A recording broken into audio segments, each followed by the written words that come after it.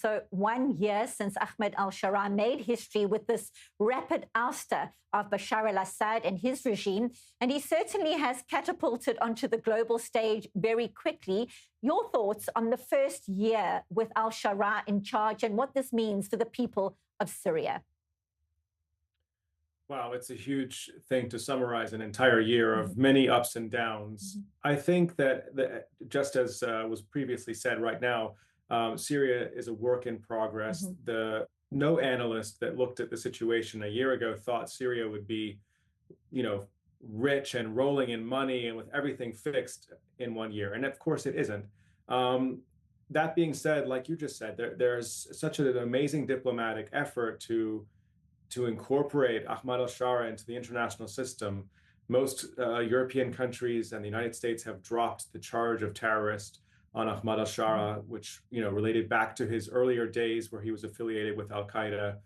And the fact is, Syria still has a number of challenges. For instance, the northeast of Syria is still under mostly Kurdish military control, backed by the United States, and they control most of the oil of Syria.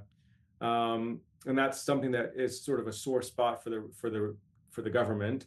Naturally, we also have in the south, we have the Druze situation in Suwaida, which is essentially they've broken away from the central government, and then the government doesn't know how to reincorporate them because there's a rebel leader in charge, ostensibly somewhat backed by Israel. And I think Israel has many concerns regarding the potential of forces that are outside the control of Damascus potentially rising up and becoming a threat. And that's where Israel has taken extra precautions, especially in the wake of October 7th. Israel feels that we can't just ignore or pretend like a border is quiet. Oh, so let's just ignore that. There's been a very proactive stance, and that proactive stance has at times very much bothered the regime in Damascus. And I think that has perhaps been something where both sides have miscalculated at certain times. And I think the idea of a rapprochement between Israel and Syria is still there. It's just that it will take more time. We thought perhaps it would happen very quickly, and it looks like it's going to take more time because there's still a lot of trust that needs to be built between Israel and Syria. And especially Israel is not sure that Ahmad al-Sharaa is going to be able to fully assert control over every part of Syria. And that, I think, is something that perhaps it's a bit of a chicken and an egg situation. If Israel supports the United States' effort to stabilize Syria, I think that we have a better chance of actually seeing a Syria that's stable and without rogue elements.